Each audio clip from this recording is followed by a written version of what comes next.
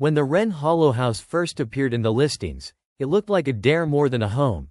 12 gables, 2 towers, a roofline like a heartbeat, and windows that seemed to be blinking in the photographs. The price was suspiciously kind. The description was not sold as is, no guarantees, previous owners unable to complete restoration. The italics might as well have said good luck. Liam Hart read the listing 3 times at the kitchen table while his little sister Bee dunked strawberries in sugar and their mother, Nora, practiced sounding casual. It could be an adventure, Nora said, which in her language meant we're not sure this is wise, but we're going to be brave anyway. Their father, Miguel, had already fallen for the place. He ran a hand through his hair and said the sentence he said every time he needed courage to sound like practicality. Foundations can be fixed. They went to see it on a Thursday after school. The realtor's car was glossy and nervous. The key ring she produced looked like a bracelet of old moons. The driveway bent through trees that had spent their whole lives thinking private thoughts, and then the house stepped out of the shade all at once, as if it had been waiting. It was taller than it had any right to be. It had angles that refused to make up their minds. A carved wren perched on the main gate, wings tucked as if holding in a remark. A weather vane shaped like a ship leaned at a tilt that suggested it knew more about storms than most ships do. Here we are, the realtor chirped, performing optimism like a magic trick. Wren Hollow. So much potential. The front door took 3 different keys. None worked. The 4th key turned as if the lock were laughing. The door swung inward on a sigh of old wood and something else, dust and lavender and a sharper note, like rain on iron.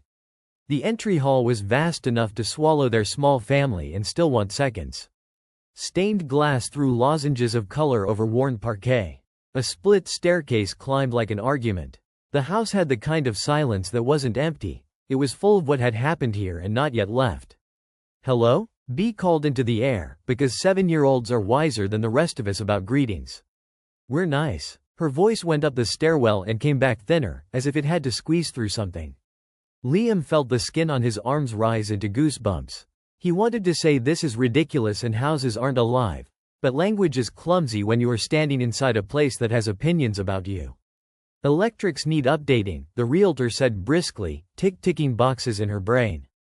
Plumbing is present. The sellers disclosed one minor incident with a door. But everything's been stabilized. What kind of incident? Nora asked. The realtor smiled the way people do when they've been trained to put gauze on the truth.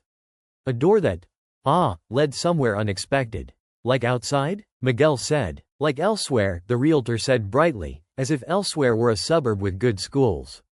They moved through rooms that had kept their secrets by stacking furniture against them. A parlor with a fireplace wide enough for a bear to sit in. A library with shelves that reached a 2nd-story walkway and ladders that wheeled along rails like polite trains. A kitchen with a farmhouse sink that had seen a century of potatoes and still had room.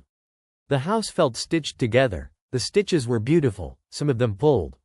In the library, Liam found a small brass key half hidden behind a book about bird migration.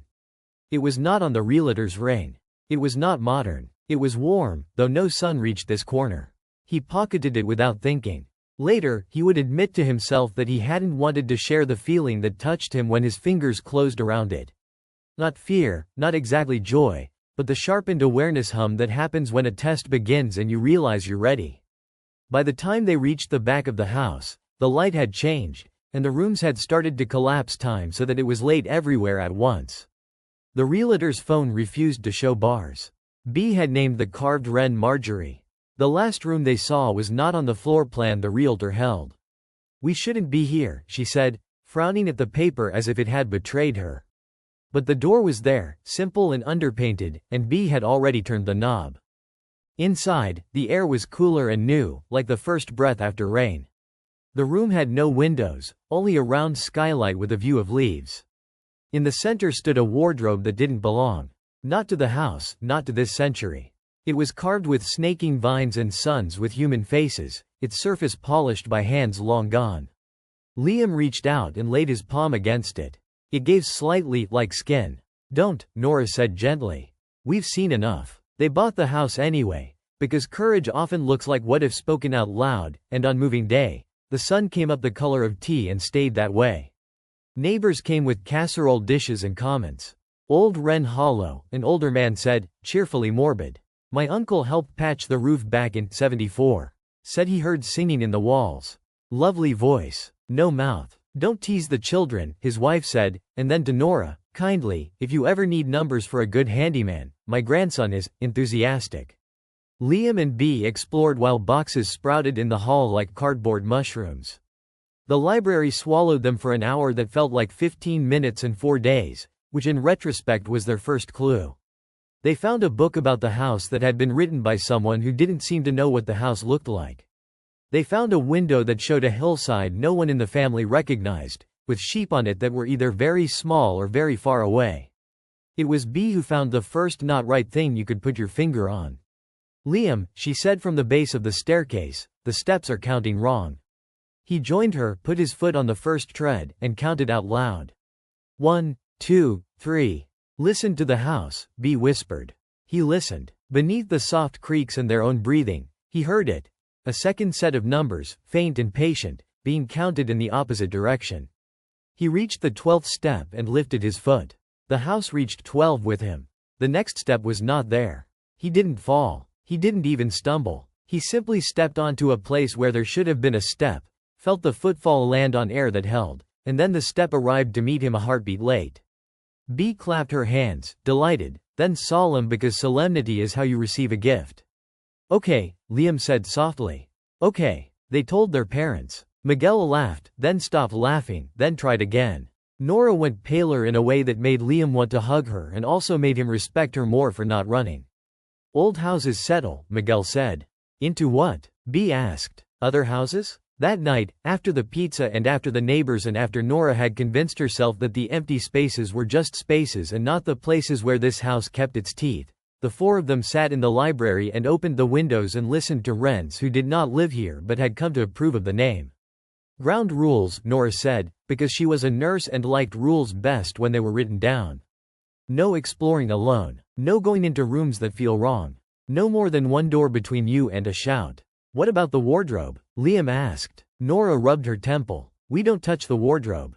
Bee nodded gravely and crossed her fingers behind her back because 7-year-olds are wiser than the rest of us about rules, too. They know which ones to bend for the sake of the story. They lasted 2 days before the house argued. It was a Tuesday. Miguel went to the hardware store to buy enough screws to fix a century. Nora left for her shift at the clinic with a thermos of coffee and a promise to text at lunch. Liam was meant to be unpacking. Bee was meant to be drawing houses that did not contain wardrobes. Liam, Bee said from the hall. Marjorie wants to see the back stairs. Marjorie is a wooden bird, Liam said, but Marjorie had been right about the mailbox key, so he followed. The back stairs were narrower, steeper, less willing to forgive. They smelled like soap and old tea. At the third landing, a draft threaded their fingers. A door stood open a crack where a wall had been yesterday. Did Dad say there was a pantry up here? Liam asked. Shush, Bee said. It's listening. He pushed the door with 2 fingers. It swung wider than it should. Beyond it was a corridor so thin you could put your palms on both walls. The floor tilted. The ceiling dipped. The light forgot how to behave. The corridor made a polite sound like a hem, as if to say yes?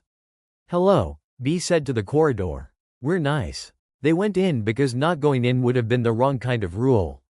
The corridor turned a corner it didn't have room to turn and arrived at a door the size of a napkin. The brass key in Liam's pocket woke up like a bird hearing its name. He knew, with the same certainty you know where the last step is in the dark, that the key belonged to this door.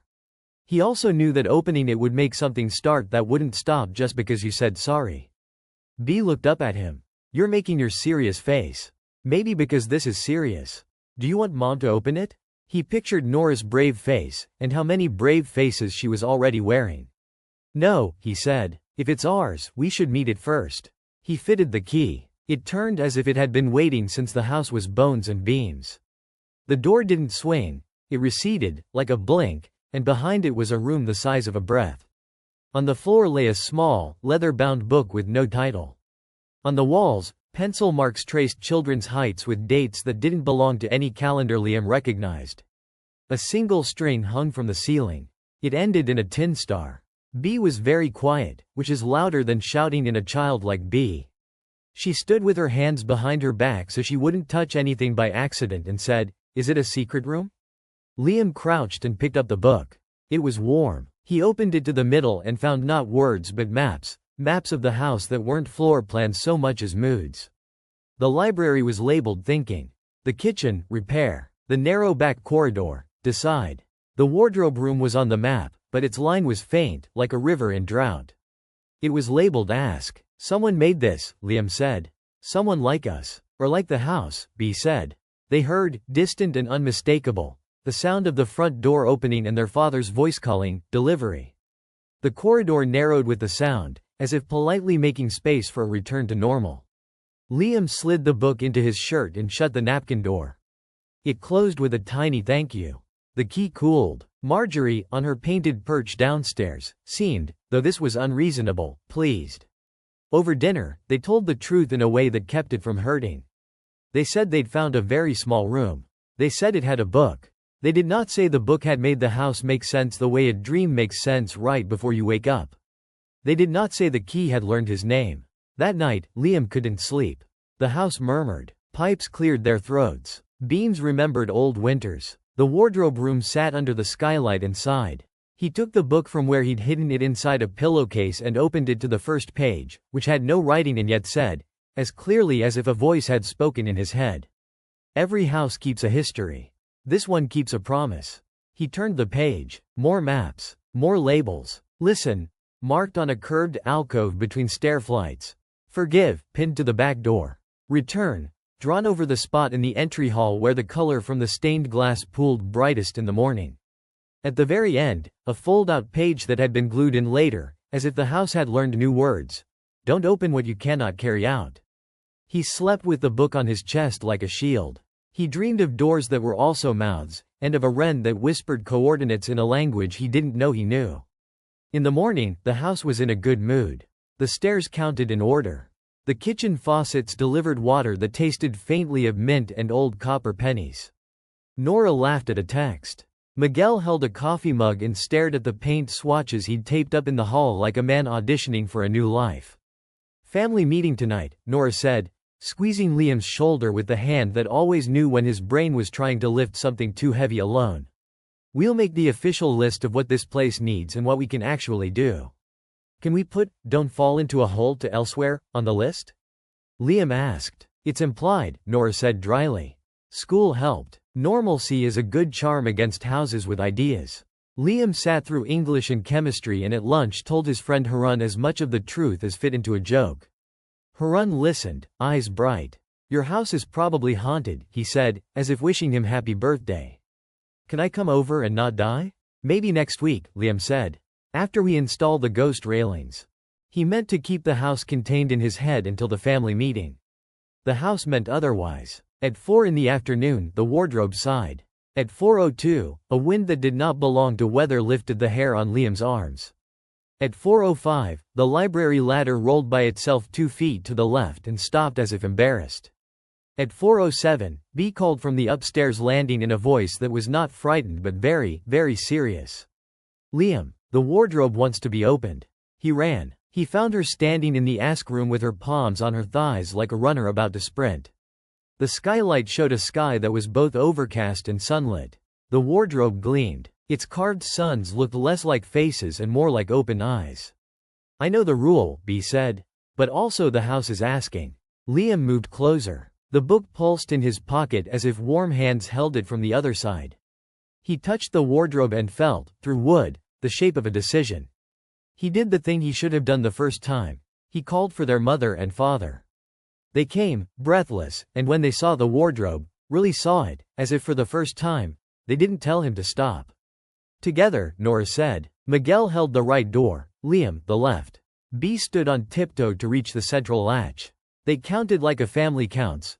Uneven, with some laughter and a few false starts and then, at last, together. The doors swung open. Inside was not a closet. Inside was a hallway with walls the color of candlelight, and a floor that remembered bare feet. The air smelled like summer in a place where summer came from the ground. Far away but not far enough, someone was singing in a voice that had no mouth and didn't need one. The house took a deep breath, and the Hart family stepped into their adventure. The wardrobe hallway stretched longer than it looked from outside. The candlelight on the walls didn't come from any candle Liam could see. It flickered with the rhythm of someone thinking. The floorboards under their feet were smooth as if polished by hundreds of barefoot steps. The singing grew clearer, though no mouth sang it. It was the kind of tune you might hum without realizing you knew it, soothing, but threaded with something that pulled you forward.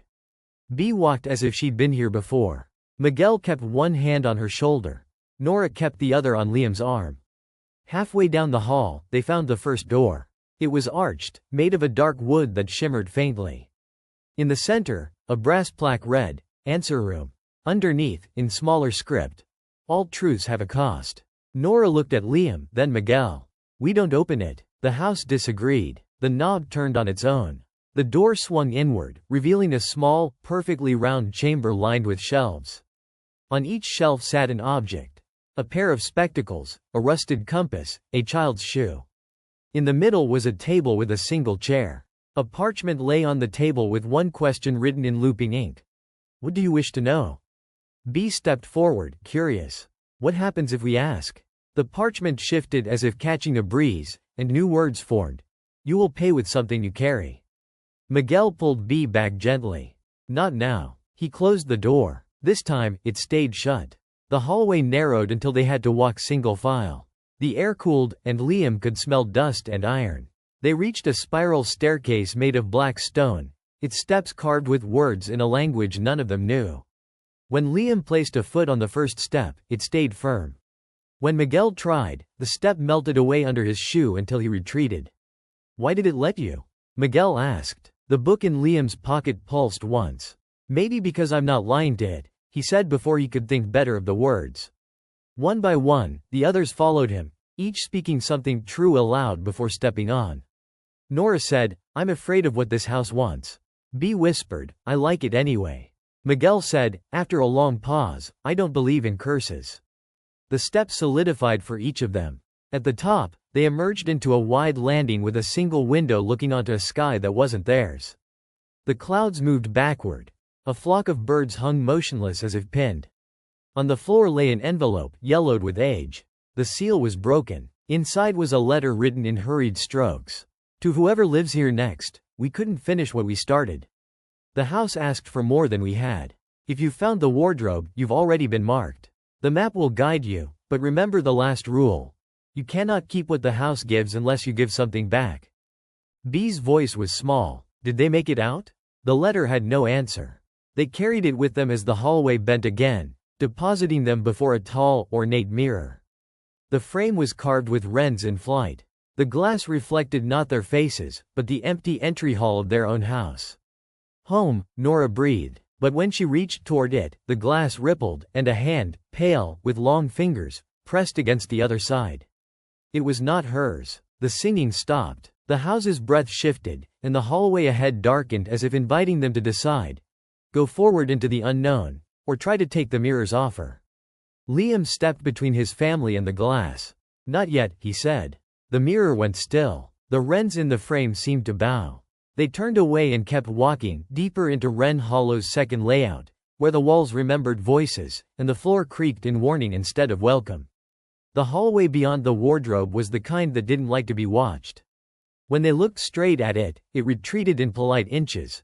When they glanced aside, it sidled closer, the way cats do when they love you but will not admit it. The floorboards were broad, worn by a century of bare feet. The walls held fading murals of gardens that had never grown outside. "Ground rules still apply," Nora said, breath measured. "We stay together. We turn back if the house says, no," Bea finished solemnly. "Or if Mom says, no," Miguel added. The singing was nearer now, a thread of melody that didn't pass through ears so much as settle on the skin. It didn't have words, but if it had, they would have been the sort that teach you how to breathe when you forget. They passed 3 doors in quick succession.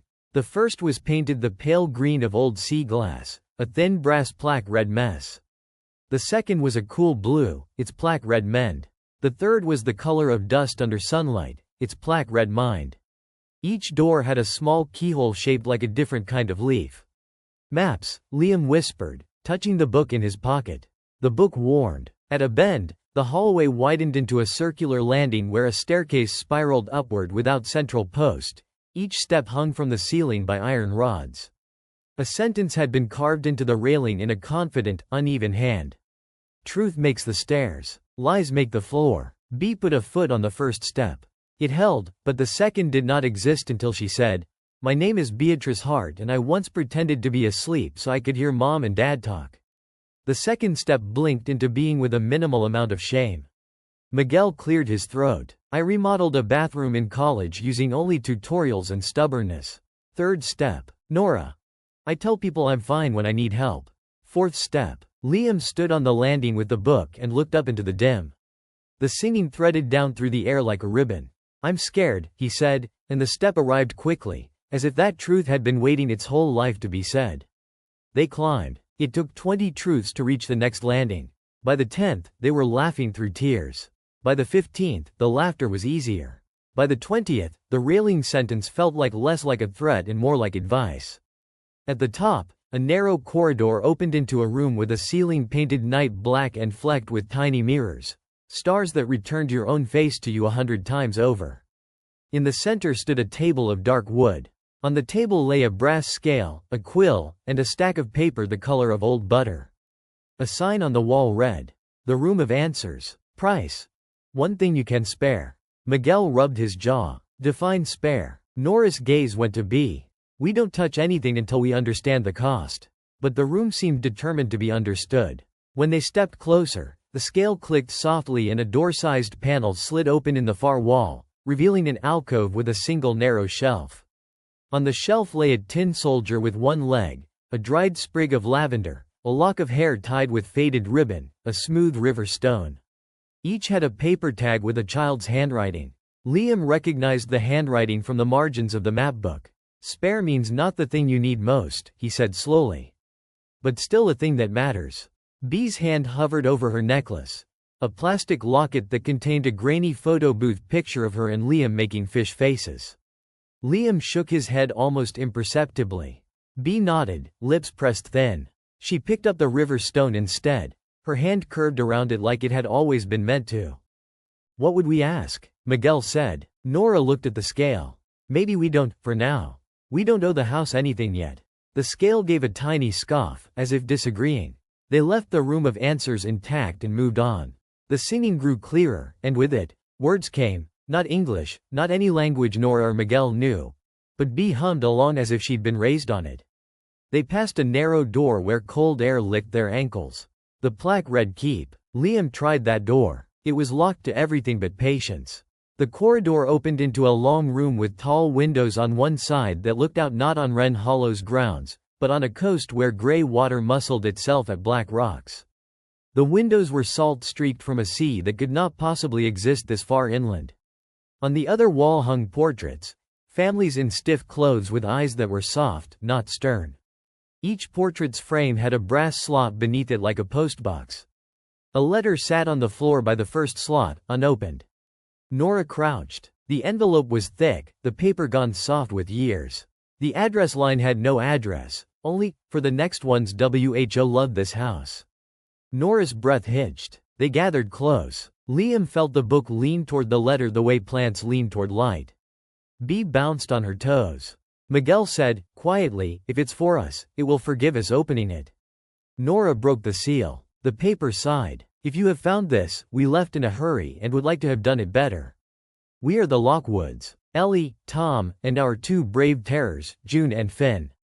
We meant to be the ones who fixed everything, but the house doesn't like to be fixed so much as it wants to be listened to. There are rules we learned the hard way. The wardrobe opens when it has a question for you. If you have none for it, do not enter. The Room of Answers is fair but not generous. Pay with something you will not miss until you do. The back stairs count down if you are going the wrong way.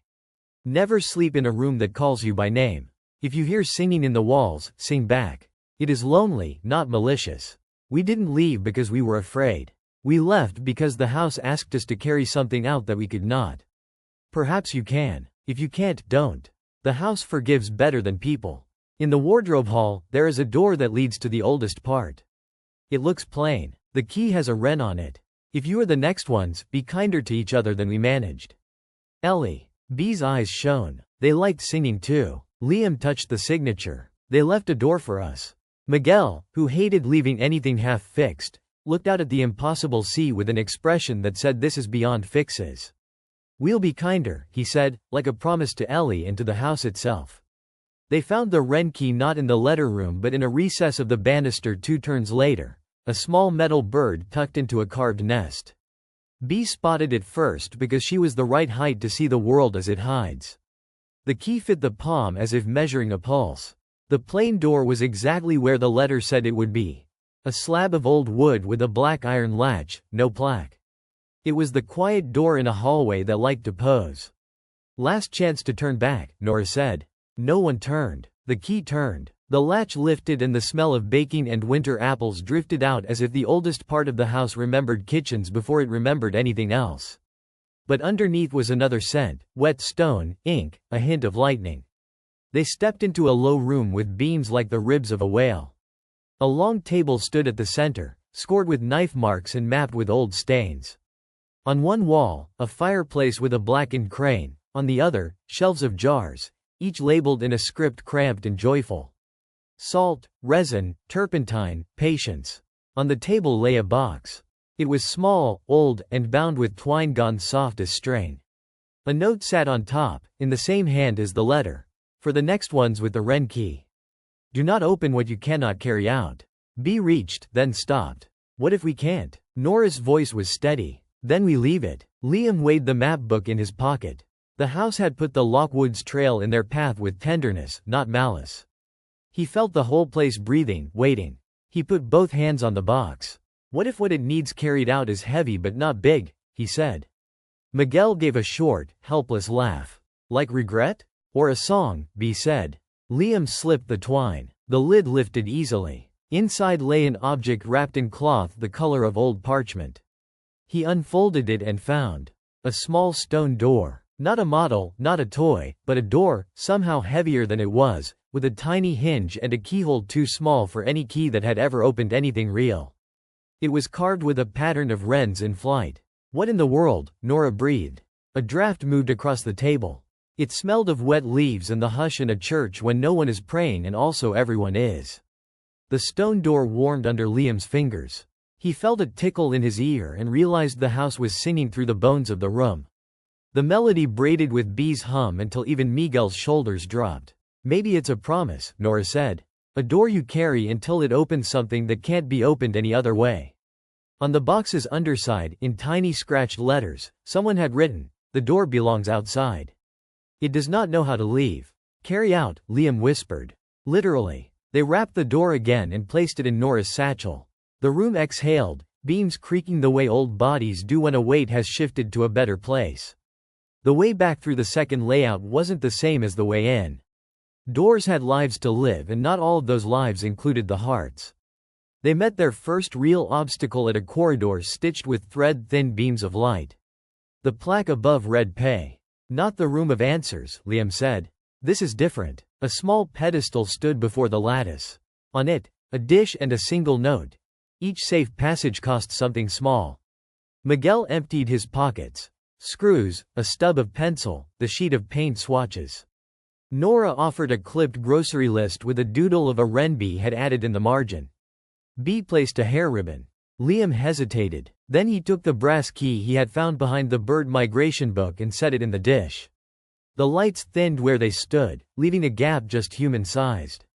As they passed through, Liam felt the lack of the key like the echo of something removed from a tooth, tender, inevitable. Are you sure? Nora murmured. The house can have one key, Liam said. We have another. He lifted the Wren key.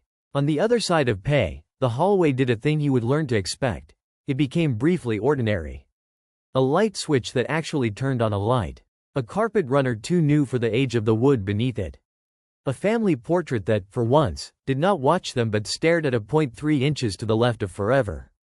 It gave them time to breathe. Where do we carry the door? Miguel asked. Outside, Nora said simply. Even if it's only as far as the lawn. She touched the satchel. It asked. The last turn gave them a view that made all 4 stop. The corridor opened onto the library's upper walkway.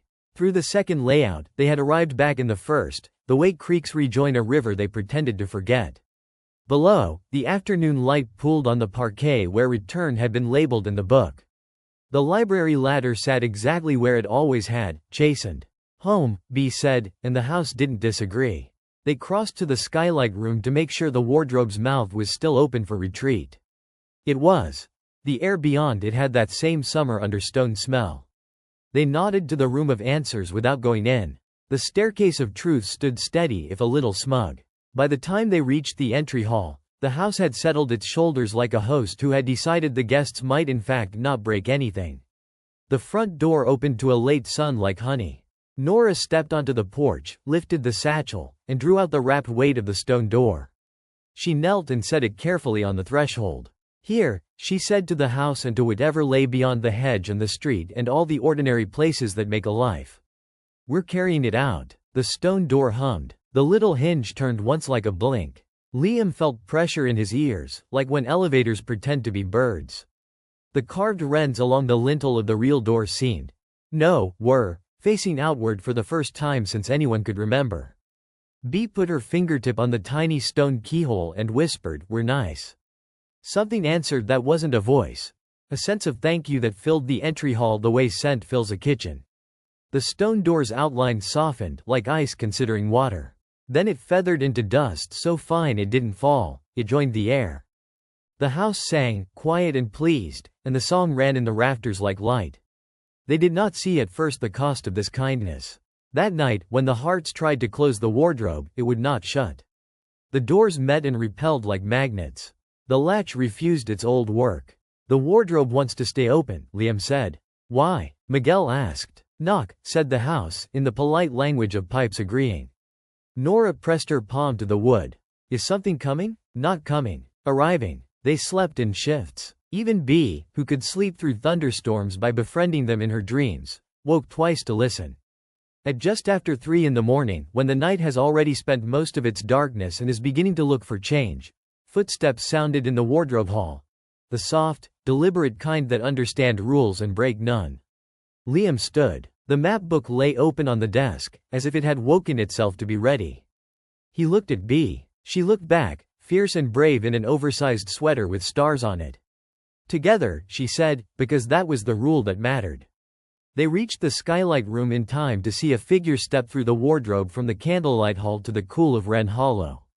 She was about Liam's age, or a little older if you counted the way she held herself straight after being bent too long. Her hair was braided with a ribbon the exact color of the Wren key. She carried a canvas satchel that had been mended so often the men's had their own mends. She looked at the Harts and did not startle. She looked at the house and smiled in a way that made the beams want to square themselves. "Hello," she said, voice hoarse with long travel and not enough water. "I'm June Lockwood. We left something here years ago. Might we have it back?" The house, which keeps promises, answered by opening every interior door just enough to say yes. June Lockwood's arrival was like a hinge turning. Everything in the house shifted, just enough for the Harts to notice. The air grew stiller, listening harder. The walls seemed closer. Even the wardrobe's open mouth tilted slightly, as though angling to hear. June accepted tea at the long kitchen table, sitting with her satchel on her lap. She explained in a quiet, deliberate way that the Lockwoods had once carried something meant to leave Wren Hollow, but the house had judged them unready. The stone door, it seemed, was only part of the bargain. "What's the rest?" Nora asked. June's eyes flicked toward the ceiling. "A name. The house is keeping one that doesn't belong to it." Before questions could tumble out, the front door rattled, not like a visitor, but like an argument. A man stood there, sharp-suited and rain-dry despite the weather outside. His eyes swept the entry hall and fixed on June with the force of a locked gate. "Miss Lockwood," he said, his voice smooth and sour. "Still meddling, I see. This is Mr. Calder," June told the Harts without looking at them. "He believes houses should be obedient. And I believe," Calder said, stepping inside uninvited, "that you're about to trespass in matters you don't own." The house's beams groaned softly, disapproval. Liam felt the map book shift in his pocket, pages turning of their own accord until one lay open. A sketch of a door flanked by 2 carved wrens and a single word beneath: "Return." The next hours blurred into a chase, not through streets, but through the house's shifting veins. June led them down staircases that doubled back into rooms they'd left minutes before. B found hidden latches behind picture frames. Miguel shouldered through a wall panel into a passage lit by jars of firefly light. Calder pursued, always one turn behind, his voice echoing through the wood like an axe that hadn't yet swung. In the oldest wing, they found it. A narrow wooden door with the same wrens as on the map. Behind it was a single room, bare but for a mirror propped in the corner. In its reflection, Liam saw not himself but a boy of about 8, standing in the house's entry hall, looking lost. "That's Finn," June whispered.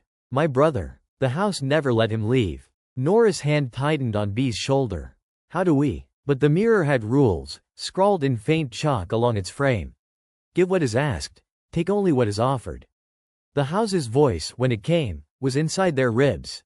"Name him out loud, and give me something I can keep instead." June stepped forward, her voice trembling but sure. "Finn Lockwood. My brother. He's coming home." The mirror rippled. The boy stepped through, barefoot on the creaking boards. He clung to June without a word. "What did you give it?" Miguel asked quietly. June swallowed. "My place. When the house calls next, it won't be for me, it will be for someone else." Behind them, Calder's footsteps drew closer, but the walls narrowed, sealing the old wing behind them. Wren Hollow had made its choice. The family, now 6 instead of 5, returned to the kitchen as the house settled again. But the wardrobe still stood open, and the sense in the air was not of endings. It was of a story moving toward its last act. The days after Finn's return were unlike any the Harts had spent in Wren Hollow. The air seemed lighter, the corridors less prone to shifting when unlooked at. Yet the wardrobe refused to close, and the house hummed softly at night as though rehearsing a song it wasn't ready to sing. Finn spoke little at first, but when he did, his words carried weight. "The house showed me places," he told B one morning, "but it never let me see outside.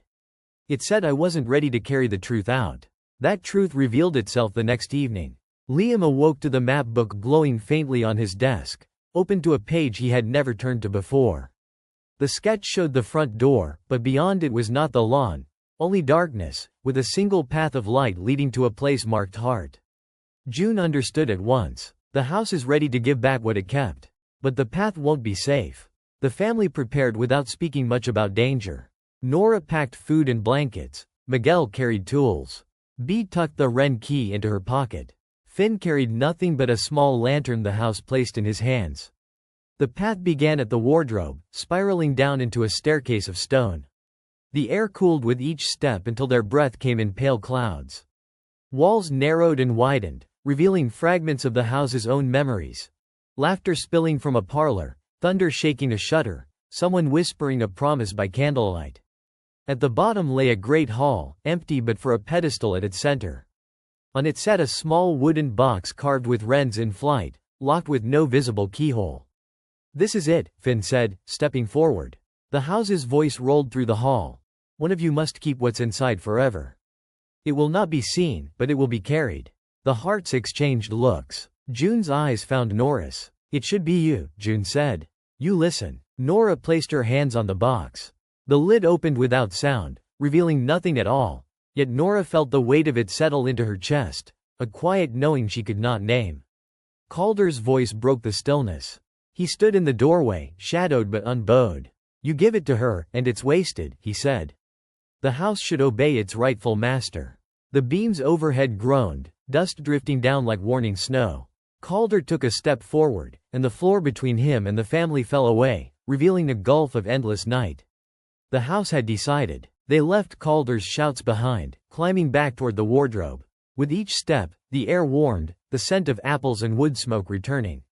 When they emerged into the skylight room, dawn was painting the walls gold.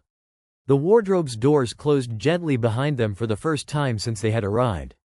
The house was still, content. Weeks later, life began to feel ordinary again, except for the moments when Nora would pause, her hand over her heart, as if listening to something only she could hear. B and Liam still explored the safer corridors. Miguel kept the tools ready. Finn stayed close to June, who now visited often but never slept under Wren Hollow's roof. On quiet evenings, the house would hum a tune that all of them knew, though none remembered learning it. And in those moments, they understood. The house did not just keep secrets, it entrusted them to the ones who could carry them without breaking. The Harts had come to Wren Hollow as owners. They stayed as keepers. And somewhere deep inside, behind locked doors and shifting halls, the house smiled.